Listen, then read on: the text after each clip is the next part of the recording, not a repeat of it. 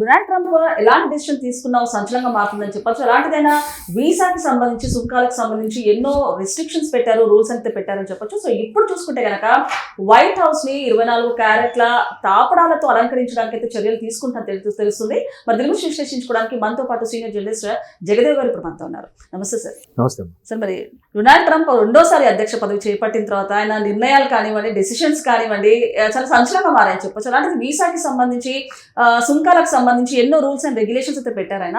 ఇప్పుడు చూసుకుంటే కనుక వైట్ హౌస్ ని 24 క్యారెట్ల తాపడాలతోటి అలంకరించడానికి చర్యలు తీసుకుంటున్నట్టు తెలుస్తుంది. ఏమంటారు?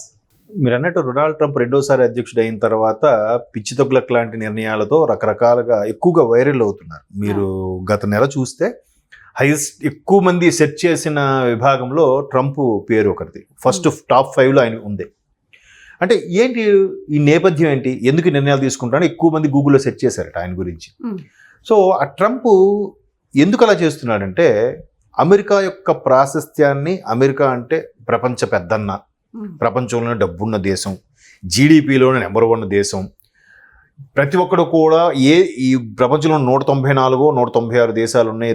అన్ని దేశాల నుంచి కూడా ప్రతి ఒక్క పౌరుడు ఒక్కసారైనా అమెరికా వెళ్ళాలనుకునే దేశం అమెరికా. అలాంటి అమెరికా ఈ ట్రంప్ ఎప్పుడైతే అధ్యక్షుడయ్యారో రకరకాల విమర్శను ఎదుర్కొంటుంది. ఒకటి, ఈయన పిచ్చి చేష్టలు. రెండోది, ఈయన పిచ్చి నిర్ణయాలు. మూడోది, ఈయన విధించే టారిఫ్లు. నాలుగోది, ఇజ్రాయిల్ లాంటివి వాళ్ళు హమాస్ మీద కానీ ఇరాన్ మీద కానీ అటాక్ చేస్తుంటే వీడు ఖండించకపోవడం, చెప్పకపోవడం. భారతదేశం లాంటి అజాత శత్రువు, ప్రపంచంలో అందరికీ భారతదేశం అంటే శత్రుత్వం, ఎవరు కూడా ఒక ఈ పాకిస్తాన్ వ్యధవులకు తప్ప. అటువంటి భారతదేశాల మీద కూడా సుంకాలు విధించి, లేనిపోని ఆంక్షలు విధించి వాళ్ళ మీద బ్యాడ్గా భారతదేశం పబ్లిసిటీ చేయడం అనేది దానివల్ల కూడా చాలామంది ఆయనకి శత్రులుగా మారుతున్నారు. అయితే ఏదో ఒకటి దారి మళ్లించాలిగా, ఏదో ఒకటి దృష్టి మళ్లించాలిగా. కాబట్టి పిచ్చి పిచ్చిగా ఒక స్టేట్మెంట్ ఇవ్వడం. స్టేట్మెంట్ ఇస్తే ఏమవుతుంది, ఎక్కడో ఒక దేశంలో షేర్లు పెరుగుతున్నాయి, ఇంకో దేశంలో పడిపోతున్నాయి. ఈ స్టేట్మెంట్ ఆధారంగా అక్కడ ఆయన తరపు వ్యక్తులు ఎవరైతే ఒక 5-6 ఉన్నారో దగ్గర బంధువులు, వాళ్ళు బాగా లాభపడుతున్నారు. వాళ్ళ కంపెనీలు షేర్లు దివాలా తీస్తున్న టైంకి ఈయన ఒక స్టేట్మెంట్ ఇస్తున్నాడు, హైప్ లభిస్తుంది. షేర్ బ్రోకింగ్ అంటే ఇప్పటికీ నాకు అర్థం కానీ తెలియని సబ్జెక్ట్ అదే. ఎక్కడో సునామీ వస్తే ఇక్కడ షేర్స్ పడిపోతాయి, ఎక్కడో యుద్ధం జరుగుతుంటే ఇక్కడ షేర్స్ పడిపోతాయి. ఇప్పుడు మన ఆపరేషన్ సింధూర్కి కూడా ప్రపంచంలో చాలా దేశాల్లో షేర్స్ పడిపోయాయి, ఒక్క భారతదేశం మాత్రం షేర్లు పెరిగాయి ఆపరేషన్ సింధూర్ వల్ల. అది ఎందుకనేది తెలియదు. అది ఎవరు ఒక వ్యక్తి, ఒక వ్యవస్థ దాన్ని అలా మేనేజ్ చేస్తుందా లేదా నిజంగా జరుగుతుందా అనేది ఆ సబ్జెక్ట్ నాకు అసలు ఇప్పటికీ అర్థం కాని సబ్జెక్ట్. సరే, ఇప్పటికీ ఒక విమర్శ, ఒక చిన్న స్టోరీ కూడా ఉంది. ఏంటంటే అమెరికా వైట్ హౌస్ నమూనా మీరు చూశారు అంటే మీరు ఎలాగా బంగారు తాపడం గురించి అడిగారు కాబట్టి, ఆ అమెరికా వైట్ హౌస్ నమూనా భారతదేశంలో మన హైదరాబాదులో నవాబులు కట్టించిన కింగ్ కోఠీలో ఒక బిల్డింగ్ ఉంటుంది. సేమ్ అలాగే ఉంటుంది. ఆ నమూనా చూస్తే దీన్ని బేస్ చేసుకొనే ఆ తర్వాత అక్కడ వెళ్ళి కట్టారు, దీన్ని ఒక ప్రామాణికంగా తీసుకున్నారనేది ఒక వార్త అయితే ఉంది. మేబీ అయితే ఉండొచ్చు. ఎందుకంటే భారతదేశ వస్తు శిల్పకళకు సంబంధించి ఏదైతే ఉందో దాన్ని ఎవడు కొట్టేది లేదు. ఇప్పుడు అజంతా లాంటివి చూస్తే, ఎల్లోరా చూస్తే అసలు ఏంటమ్మా, ఉన్న కొండని దొలిచి చెక్కుతూ కిందకి వెళ్ళడం ఏంటమ్మా, ఎంత పర్ఫెక్ట్ గా. భారత్ ని పర్టికులర్ గా భారత్ ని టార్గెట్ చేసి డొనాల్డ్ ట్రంప్ కొన్ని కీలక డిసిషన్స్ తీసుకున్నారు. వీసా కానివ్వండి, సుంకాలు కానివ్వండి. మొన్న చూసుకుంటే $1,00,000 అంటూ కూడా చెప్పడం జరిగింది. ఏంటంటారు, ఒక విధంగా టార్గెట్ చేస్తూ మీరు అన్నట్టు ఇప్పుడు ఒక ఎగ్జాంపుల్ గా భారత్ ని తీసుకొని కన్స్ట్రక్షన్ చేయడం అయితే అలాగే జరిగింది.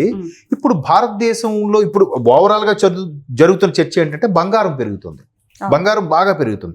ఇది కూడా అదేదో అంటే నాకు బ్యాంక్ లావాదేవీలకు సంబంధించి పెద్దగా ఐడియా లేదు, కానీ అమెరికా ఫెడరల్ బ్యాంక్ సంబంధించిన ఒక లావాదేవీ వ్యవహారంలోనే ఈ బంగారం రేటులు పెరగడానికి కూడా అది ఒక కారణం. ఇది కూడా దీని వెనక కూడా ఒక దళారీ వ్యవస్థ ఉంది. ఆ దళారీ వ్యవస్థ అమెరికా అనేది కూడా ఒక సబ్జెక్ట్ ఉంది. సో అలాగా బంగారం కూడా పెరుగుతుంది. మీరు అన్నట్టు టారిఫ్ మన మీద పగకి, కక్షకి లేదు. భారత్ కన్నా మనం ఎంత ఆంక్షలు విధించినా వాడు లెక్క చేయట్లేదు, వాడికన్నా మనం తోపుగా ఉందాము అనే దీంట్లో మరోవైపు అమెరికాకి మనకన్నా భయంకరమైన అప్పులు ఉన్నాయంట.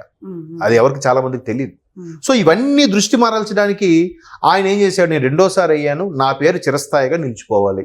అమెరికా చరిత్రలోనే డొనాల్డ్ ట్రంప్ అంటే ఏది ఒక అబ్రహం లింకన్, ఒక జాన్ ఎఫ్ కెనడీ, ఒక ట్రంప్ అలా చెప్పుకోవాలి అనే పురుగు అయితే కదులుతుంది ఆయనలో. Okay. అందుకేం చేశాడు, అన్ని దేశాలకు వెళ్ళి ఏదో నా గురించి చెప్పండి, నేను శాంతి నోబెల్ బహుమతి ట్రై చేస్తున్నాను అవును. అంటున్నాడు. మరోవైపు ఈ బంగారు తాపడాలు వీటికి కూడా ఖర్చు ఆయనే భరిస్తాడంట. చూడండి, ఈ వైట్ హౌస్ ఏదైతే ఉందో దాన్ని ఇది బంగారు తాపడం ఎక్కడిది కల్చర్, మళ్ళీ మందేగా. అవును.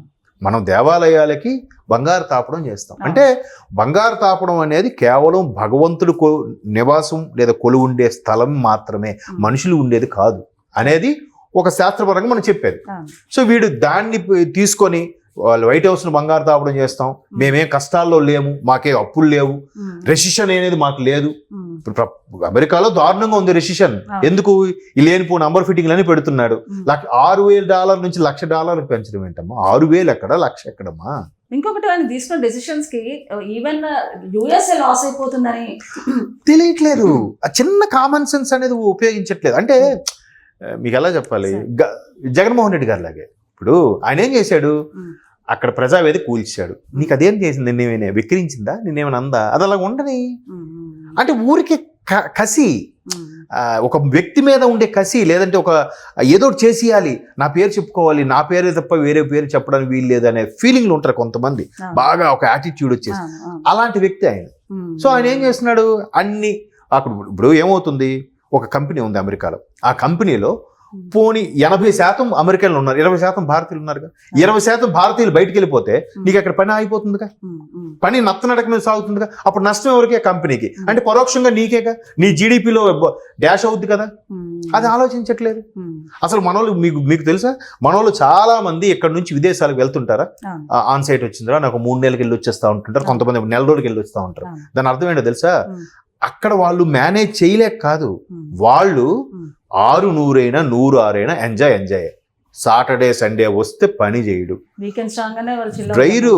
వాళ్ళు మరలా వాళ్ళకి ఈ సెప్టెంబర్ అక్టోబర్ సంథింగ్ ఈ టైంలోనూ వాళ్ళకి సమ్మర్ వెకేషన్ ఏదో ఉంటుంది. ఈ టైంలో వాళ్ళు ముందే ఫ్యామిలీస్తో పలానా టూరు పలానా కంట్రీని పెట్టేసుకుంటారు. ఆ టైంకి ఎంత ప్రాజెక్ట్ డిప్లాయ్ ఉన్నా నాకు సంబంధం లేదు, నేను లీవ్ పెట్టుకున్నా వెళ్ళిపోతున్నా. లీవ్ ఇవ్వకపోతే ఆడి మీద కేసు మళ్ళీ. సో అప్పుడు ఏం చేస్తుంది, కంపెనీలు ఇండియా నుంచి రప్పించుకుంటాయి, లేదా చైనా నుంచి రప్పించుకుంటాయి మన వాళ్ళని. వాడు టూర్ మాత్రం ఆపడు. అదే మీరు మనం అనుకోండి, ఈ టైంలో టూర్ కడితే బాగోదురా, ప్రాజెక్ట్ డిప్లాయ్మెంట్ ఉందిరా, మనోడే ముందు ఒరే మా తమ్ముడు మ్యారేజ్ రా ఎలా అడుగుతాం రా, ఈడే ముందు వెనక్కి జంకుతాడు. అక్కడ అలాగే ఉండదు, నేను వెళ్తున్నా, నువ్వు ఎవరిని తెప్పించి చేయించుకుంటావు చేయించుకో. అలా అనుకున్నప్పుడు మన దగ్గర నుంచి వెళ్ళి వస్తుంటారు. ఇప్పుడు మన వాళ్ళు వెళ్ళకపోతే అక్కడ పని ఏమవుతుంది? $1,00,000 పెట్టుకుని ఎవడు వెళ్తాడు? కంపెనీ కూడా అంత పెట్టుకుని ఎక్కడ భరించగలుగుతుంది?